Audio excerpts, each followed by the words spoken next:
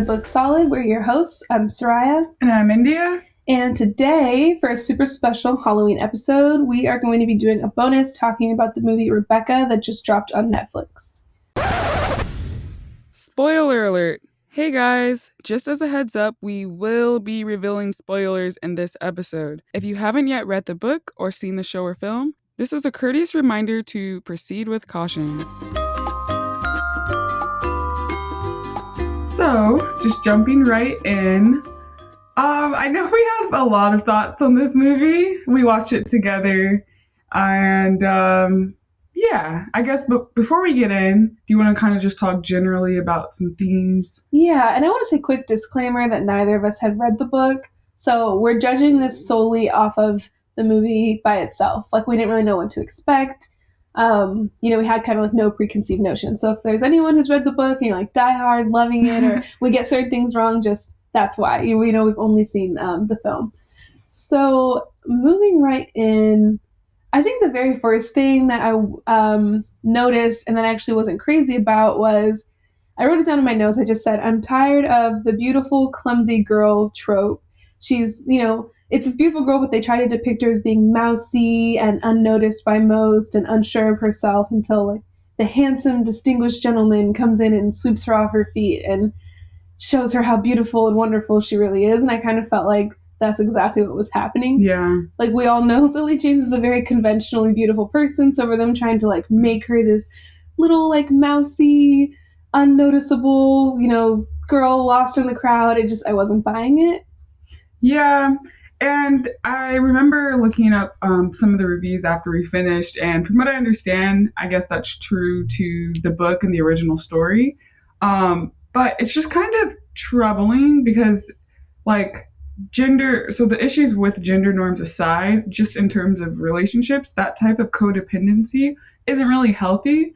Like, it would be great if she could come to like terms with some of her own issues or just confidence on her own and not without depending on another person as like her lifeline to, engage in this affluent community. No, it definitely felt like she sought his attention as validation. Mm-hmm. Like, oh, this, wealthy, well-off, very esteemed man is interested in little old me. And like, it just definitely seemed like a boost to her confidence, which like, I want her to have that boost in her confidence because of her own self. Right. Not to be reliant on his affection, because as we saw later in the movie, when he started taking it away, mm-hmm. she did not react well. Right.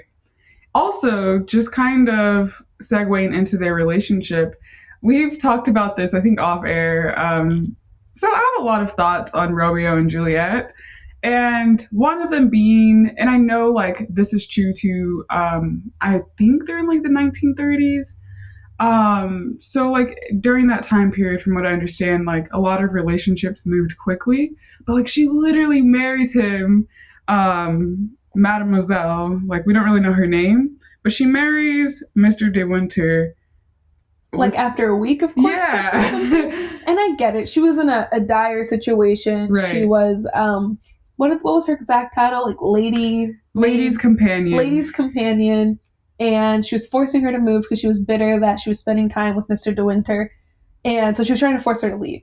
So it was crunch time. Like, it was either leave with this woman who abuses her emotionally to mm-hmm. New York or stay here with him. So I know that, like, expedited the process. But still, she knew absolutely nothing about him. Mm-hmm. And we come to see why this is a problem once they get there. Because she's living in, like, this idyllic honeymoon mindset of how they first met and how they spent their honeymoon, and when they get to his estate, things unravel pretty quickly. Mm-hmm. And it was interesting too because, like you said, she was in kind of a dire situation. I did not want her to stay with Mrs. Van Hopper, who was definitely emotionally and verbally abusive, but it's like I felt bad for her the first half of the movie, or not so much felt bad, but like I'm just like, her life, so she lost both of her parents, she doesn't have any family, Mrs. Van Hopper's awful, so now her only, I guess, hope of getting away from this situation is this man she barely knows. Yeah. And the last thing Mrs. Van Hopper says to her is, you're not gonna like it there, like tough luck kind of thing. Mm-hmm. So she knows something that Mrs. or later Mrs. De Winter doesn't know, and then it's of course there's a lot of things going on with Mr. De Winter's estate and that whole situation. So I was just like, she can't catch a break kind of thing. Yeah. And, you know, let's talk about Maxim De Winter for a little bit. He, so I wrote some of my notes before the movie ended. So it's at a point where we're still being led to believe that he was so in love with Rebecca. And I just wrote that he was not ready to remarry. He is looking for something to make him happy and almost replace, it seemed, what he had. But nothing was working. Like, clearly she, you know, we're led to believe at that point that she was not what he thought she was going to be. And he shows her none of the warmth and compassion that he did when he was courting her. And I almost felt like he was treating her like everything was her fault. When Clarice sets her up with the dress and just everything that's going wrong, or all of his angry emotions. Oh, the grandmother, when his grandmother was like, who is this child? Like, he almost gets mad at Mrs. De Winter, like it's her fault. And like he's the one who brought her here. Right. Under false pretenses, might I add. Yeah, I think it's like you said, it was way too soon for him to enter a relationship. And I understand he's probably trying to distract himself and move on, but he didn't seem ready. And that's, of course, before we find out how his relationship is going with Rebecca before she was killed. And yeah, I just, so because they got together so quickly, once they were married and living together and stuff, I'm just like, are they compatible at all? You know, because I know like when they met at the hotel in Monte Carlo, like they could just think there wasn't the pressure of marriage. So now that they're married, like everything was so tense. And like you said, it was like she could never do anything to please him. He was always comparing her to Rebecca. And I just was like, this isn't going to end well. Yeah. And it's strange. It's interesting that you mentioned like their relationship before they got married. Because yeah, once they got to the estate, I was like, they have nothing in common. They cannot have a functional conversation. They are physically attracted to each other, sure, but like that's not going to solve their problems. But it is weird because now that you say that, I think about the very first lunch that they had. They were out on the patio like hours after lunch had ended. I think even the wait staff was like, oh my gosh, can they leave? Just talking. And they went on so many outings together, the drives and everything else. So it's very weird that suddenly once they were there, he wants nothing to do with her. And I imagine it's incredibly isolating for her that she gave up everything in her life to be here with him. And now he's acting like he doesn't even want her there. Right.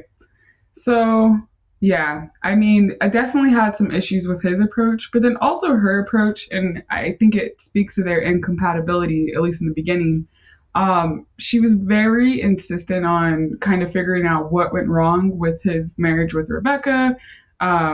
I mean, not what went wrong, because of course she passes away, but like he's very sensitive. He doesn't want to talk about it. He closes off every time she brings it up, but she just kept pressing too much. Yeah. And I just felt like it was a little insensitive, because I'm like, so if someone's clearly grieving, why do you feel like it's your place to force them to let you know like how they're feeling? You know? Like to satisfy her own curiosity, she was willing to kind of force him to relive what happened, force her to tell her. And I understand. She's like, we're husband and wife, we're not supposed to have secrets from each other. And I know she wants to understand what happened because she feels like understanding will help her be better equipped to help him. But also if he's not ready to talk about it, he's simply not ready to talk about it. And that was like, perfect example number one of the fact that she should have realized he was not ready to get married. Yep. If he couldn't even tell you what happened. Yeah. And I guess speaking a little bit on Mrs. Danver, what were your thoughts on that character? Well, first off, she really reminded me in her demeanor, her attitude, behavior, the way she spoke. She reminded me of the butler from the Haunted Mansion. Like, even the way they held themselves in their posture. She definitely, you could tell her deep love and infatuation, almost, I would say, of Rebecca. She idolized her. It was abundantly clear even before we found out the ending. I feel like that she loved Rebecca more than Maxim did. Right. Yeah.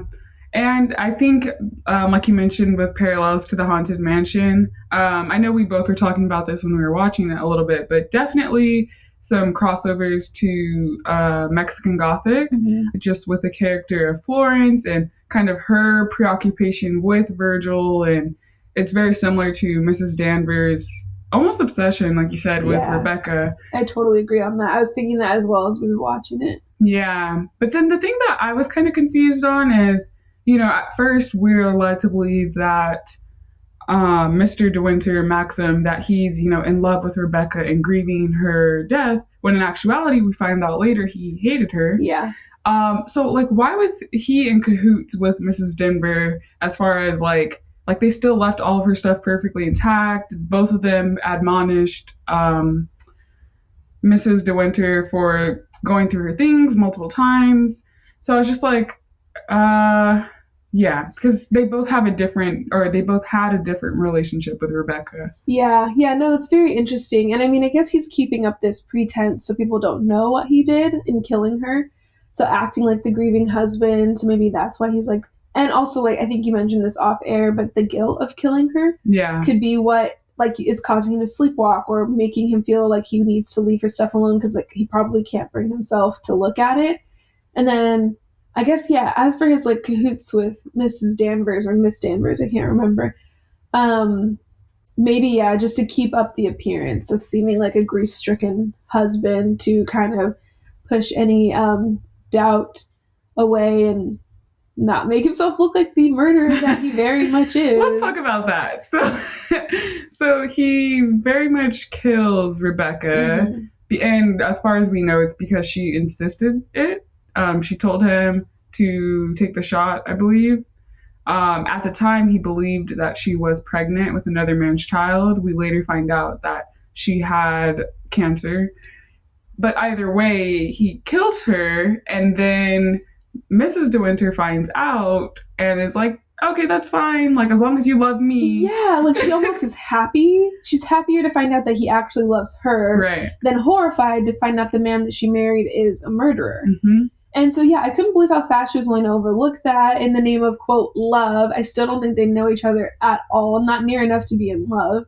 And just thinking about it while you said it, it's interesting because, he admitted that he hated Rebecca. I assume Rebecca in turn hated him, is what he made it sound like. So I wonder if Rebecca's like last act of like hatred toward him was allowing him to believe that he killed her while pregnant, even though she knew she was going to die from the cancer that she had. So if that was like her one last, he'll be miserable forever because he'll always think that he killed me. Ooh, that's some insight right there. I never thought of it that way, but it's true because it's like, it's one thing. Okay, so taking another person's life, that's one thing. But he took her life believing that she had another life in him. Yes. So what? Yeah. And just the fact that, that was like an interesting twist that I didn't see coming. The fact that but in hindsight, it makes a lot of sense because we know Mrs. De Windsor. I don't know her name before she marries him. She was just referred to as Mademoiselle. Yeah, it's never stated in the book either, I read. Okay, so yeah, like we know her past, right? She's had a rough past. She just wants to be loved. And so I can kind of understand in her mind, she's thinking, I finally found someone who loves me. I don't care what his past is. And to that end, what if one day he wakes up and decides he hates you? Like, what's to stop him from killing you because he says he loves you now? He obviously thought he loved Rebecca at a point if he was willing to marry her. Right. And he even framed, he brought in another woman. He was willing to just, like, her family wasn't able to properly grieve her because he claimed that that was Rebecca's body to cover up the murder.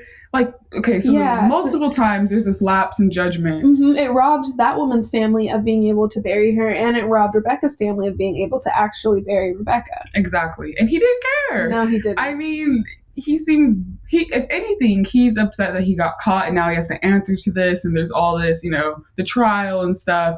And I will say, to be fair, there was that point when he confesses to Mrs. De Winter where he's like, you can tell the police, I'm going to turn myself in. Like, I felt like he was coming to terms with what he did. for like 2 minutes. Yeah, that was like a momentary break. Yeah, and then once he realized that she didn't care, he was like, okay, fine, like we're doing this. And I wrote down something, this is not really related, but something that he said that just annoyed me is when they first moved there and she asked him, or she told him that she wanted to order some new clothes from London. And he goes, when have I ever complained about what you wear? As if she dresses simply to please him. Yeah. Like, she just wants new clothes. It doesn't matter whether you've complained about it, whether you like it or not. Like, I don't know. I just thought that was weird. And I get it. It was a different time. But also, that doesn't make it okay. Like, right. Though it was messed up. Right. Yeah. It's just, and the thing is, like, when she first moves in, he immediately goes off to London. Like, he kept leaving her, didn't want to spend any time with her. Yes. At breakfast one morning, she oversleeps and she goes down and he's speaking with Frank. And she makes the mistake of asking him about his relationship with Rebecca. He abruptly leaves. Like, he never wants to be around her. So then it's like, oh, but now you have a say on what I wear? Yeah, and he just never did anything to make her feel loved or included. So that's why I went for his declaration of, I actually love you and I hated Rebecca, to me felt so random because he has not done anything to show that. Like, it's like, okay, what were you avoiding her for? What were you being so mean, honestly, to her? Like, when she came down in the dress at the ball to her for, if you really loved her, what, out of guilt? Out of anger with yourself? And so, I don't know, there was a point I was like, why doesn't she leave? Because I like, just pick it up and leave. And I get she has wealth and luxury, but I was like, geez, at what cost? Right.